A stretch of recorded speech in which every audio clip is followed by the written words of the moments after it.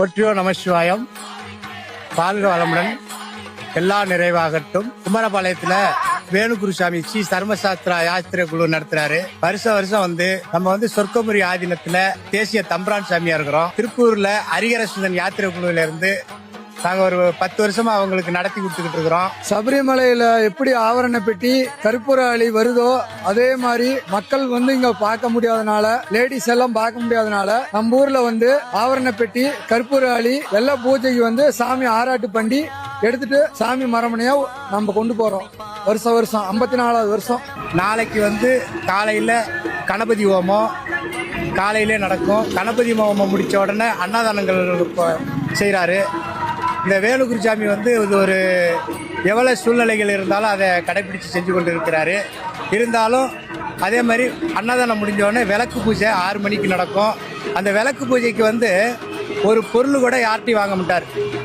நீங்க இங்க வந்த உடனே விளக்கு இருந்தாலும் இல்லைன்னாலும் அந்த விளக்கு பூஜைக்கு உள்ளதை ஃப்ரீயா வரையும் பண்ணிக்கிட்டு இருக்கிறாங்க. அது மாதிரி செஞ்சுக்கிட்டு இருக்காங்க. வருஷம் நம்ம தலைமையில தான் நடத்தி கொண்டு இருக்கிறோம். இப்போ அதுக்கு பிறகு ஐயப்பனோட பஜனை நைட்டு நடக்கும். அதே மாதிரி குழந்தை இல்லாதவங்களுக்கும் எல்லாருமே வேண்டுதலை நிறைவேற்றி நல்லா எல்லாருக்குமே சிறப்பாக இருந்து தான் இதை நடத்திக்கிட்டு இருக்கோம். இந்த ஐயப்பனோட திருக்கருணை எங்கள் எல்லோருக்கும் கிடைப்பது போல் எல்லாருக்கும் கிடைக்கும்படி கேட்டுக்கொள்கிறோம். போற்றுவோம் நமச்சிவாய. வாழ்க வளமுடன். ஓம் ஸ்ரீ சாமியே, ஓம் ஸ்ரீ சாமியே, ஓம் ஸ்ரீ சாமியே, ஓம் ஸ்ரீ சாமியே. போற்றியோ நமசிவாயம்.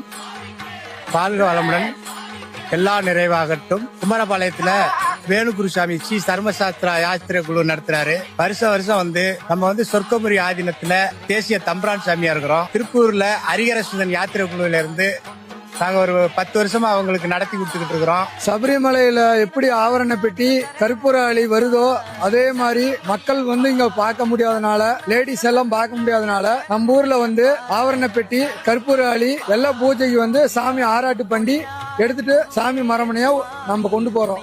வருஷம் 54வது வருஷம். நாளைக்கு காலையில கணபதி ஹோமம் காலையிலே நடக்கும். கணபதி ஹோமம் முடிச்ச உடனே அன்னதானங்கள் செய்யறாரு. இந்த வேணுகுருசாமி இது ஒரு எவ்வளவு சூழ்நிலைகள் இருந்தாலும் அதை கடைபிடிச்சு செஞ்சு கொண்டு இருக்கிறாரு. இருந்தாலும் அதே மாதிரி அன்னதானம் முடிஞ்ச உடனே விளக்கு பூஜை 6 மணிக்கு நடக்கும். அந்த விளக்கு பூஜைக்கு ஒரு பொருள் கூட யார்ட்டையும் வாங்க மாட்டார். நீங்க இங்க வந்த உடனே விளக்கு இருந்தாலும் இல்லைன்னாலும் அந்த விளக்கு பூஜைக்கு உள்ளதை ஃப்ரீயா வரையும் பண்ணிக்கிட்டு இருக்கிறாங்க. அது மாதிரி செஞ்சுக்கிட்டு இருக்காங்க.